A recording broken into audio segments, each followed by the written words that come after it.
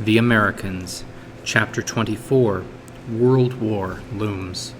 Section 3, The Holocaust.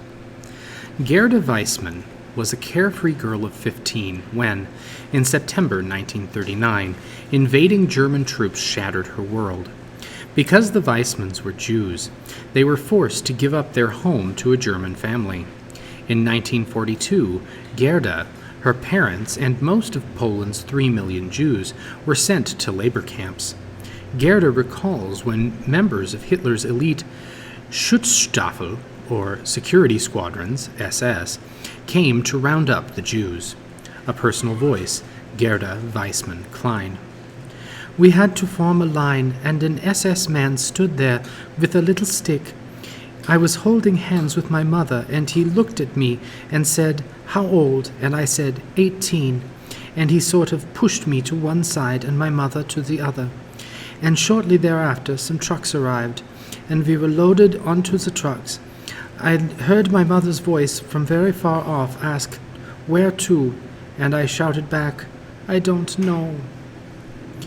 When the American Lieutenant Kurt Klein, who would later become Gerda's husband, liberated her from the Nazis in 1945, just one day before her 21st birthday, she weighed 68 pounds and her hair had turned white. Even so, of all her family and friends, she alone had survived the Nazis' campaign to exterminate Europe's Jews. Part 1. Persecution begins. On April 7, 1933, shortly after Hitler took power in Germany, he ordered all non-Aryans to be removed from government jobs. This order was one of the first moves in a campaign for racial purity that eventually led to the Holocaust, the systematic murder of 6 million Jews across Europe. The Nazis also murdered 5 million other people. Jews targeted. Although Jews were not the only victims of the Holocaust, they were the center of the Nazis' targets. Anti-Semitism, or hatred of the Jews, had a long history in many European countries. For decades, many Germans looking for a scapegoat had blamed the Jews as the cause of their failures. Hitler found that a majority of Germans were willing to support his belief that Jews were responsible for Germany's economic problems and defeat in World War I. As the Nazis tightened their hold on Germany, their persecution of the Jews increased. In 1935, the Nuremberg Laws stripped Jews of their German citizenship, jobs, and property. To make it easier for the Nazis to identify them, Jews had to wear a bright yellow Star of David attached to their clothing. Worse was yet to come. Kristallnacht. November 9th through 10th, 1938, became known as Kristallnacht, or Night of Broken Glass. Nazi stormtroopers attacked Jewish homes, businesses, and synagogues across Germany and Austria. An American who witnessed the violence wrote, "Jewish shop windows by the hundreds were systematically and wantonly smashed.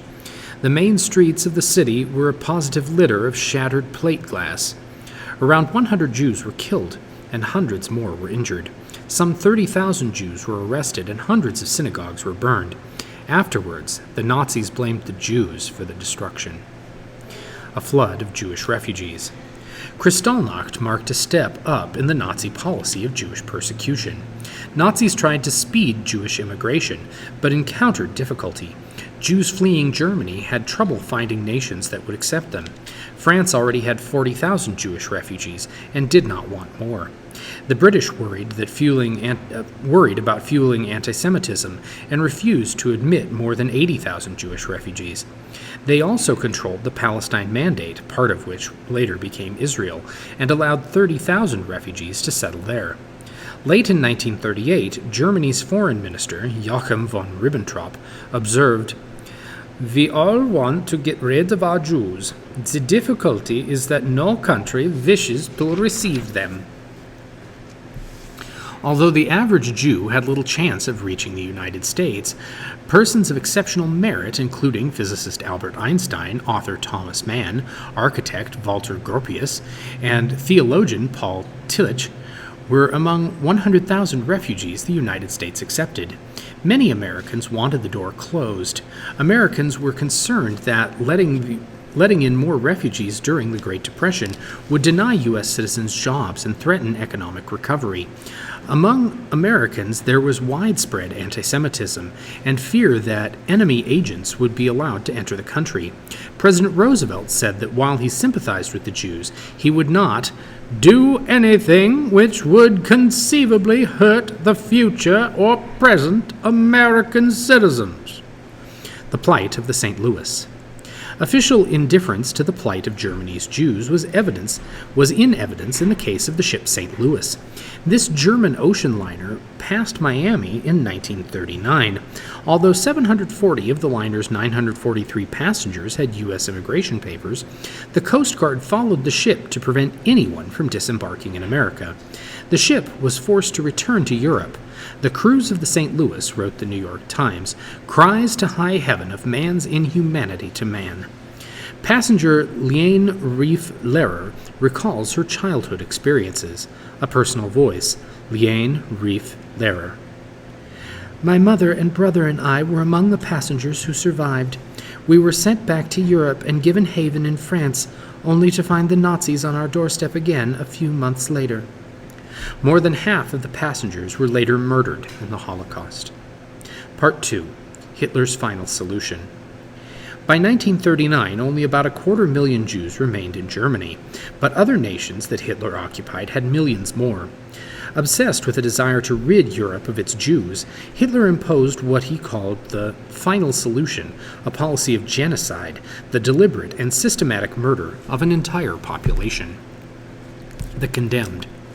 Hitler's final solution rested on the belief that Aryans were a superior people and that the strength and purity of this master race must be preserved.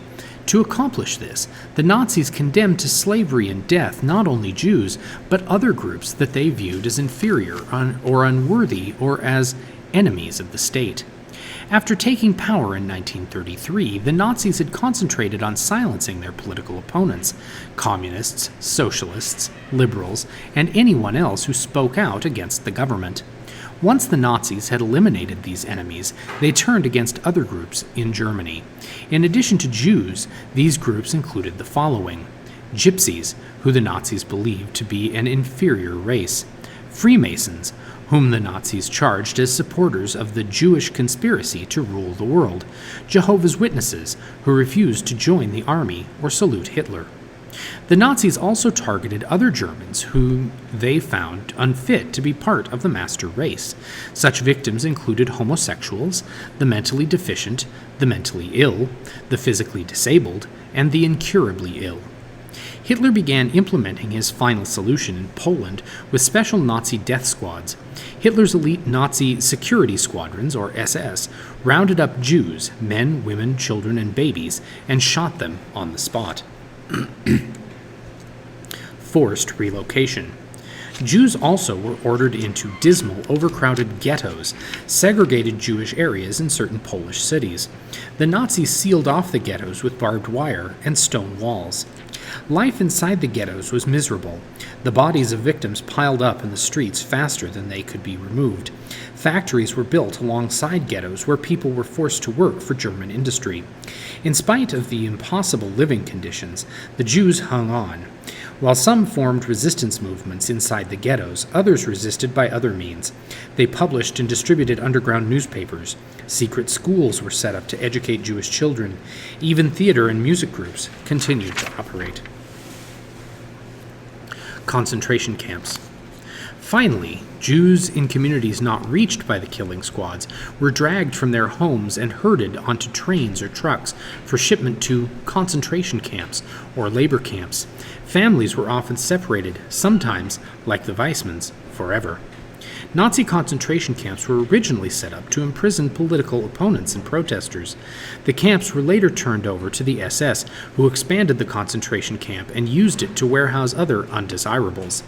Life in the camps was a cycle of hunger, humiliation, and work that almost always ended in death.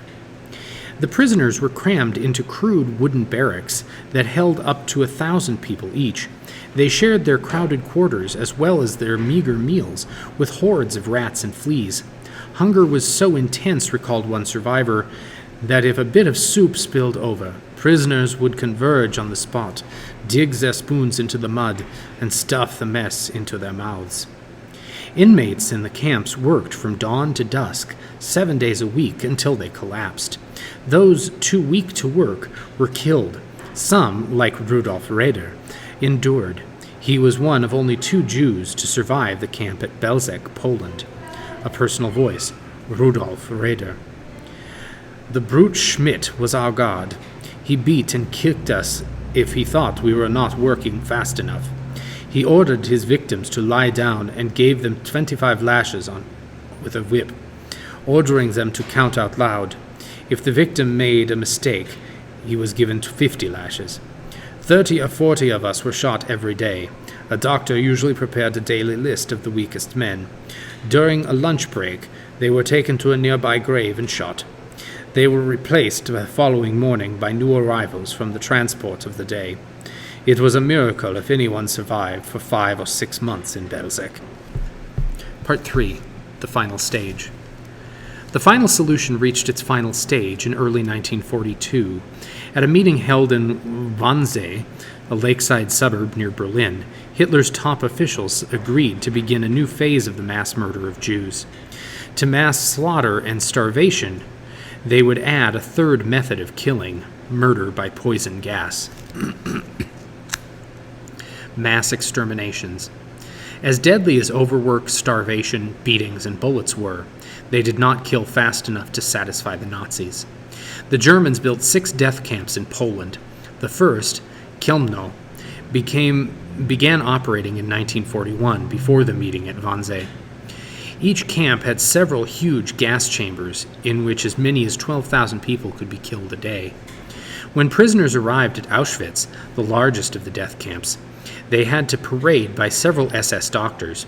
With a wave of the hand, the doctors separated those strong enough to work from those who would die that day. Both groups were told to leave all their belongings behind, with a promise that they would be returned later. Those destined to die were then led into a room outside the gas chamber and were told to undress for a shower. To complete the deception, the prisoners were even given pieces of soap. Finally, they were led into the chamber and poisoned with cyanide gas that spewed from vents in the walls. This orderly mass extermination was sometimes carried out to the accompaniment of cheerful music played by an orchestra of camp inmates who had temporarily been spared execution. At first, the bodies were buried in huge pits. At Belzec, Rudolf Raeder was part of a 500-man death brigade that labored all day. He said, either at grave digging or emptying the gas chambers. But the decaying corpses gave off a stench that could be smelled for miles around. Worse yet, mass graves left evidence of the mass murder. Lily Kopecky recalls her arrival at Auschwitz. When we came to Auschwitz, we smelled the sweet smell. They said to us, there the people are gassed. 3 kilometers over there. We didn't believe it. At some camps, to try and cover up the evidence of their slaughter, the Nazis installed huge crematoriums or ovens in which to burn the dead. At other camps, the bodies were simply thrown into a pit and set on fire. Gassing was not the only method of extermination used in the camps. Prisoners were also shot, hanged, or injected with poison. Still others died as a result of horrible medical experiments carried out by camp doctors. Some of these victims were injected with deadly germs in order to study the effect of disease on different groups of people. Many more were used to test methods of sterilization, a subject of great interest to some Nazi doctors in their search for ways to improve the master race. The survivors. An estimated 6 million Jews died in the death camps and in the Nazi massacres, but some miraculously escaped the worst of the Holocaust. Many had the help of ordinary people who were appalled by the Nazis' treatment of Jews. Some Jews even survived the horrors of the concentration camps. In Gerda Weissman-Klein's view, survival depended as much on one's spirit as on getting enough to eat. I do believe that if you were blessed with imagination, you could work through it, she wrote. If, unfortunately, you were a person that faced reality, I think you didn't have much of a chance. Those who did come out of the camps alive were forever changed by what they had witnessed. For survivor Elie Wiesel, who entered Auschwitz in 1944 at the age of 14, the sun had set forever. A personal voice, Elie Wiesel.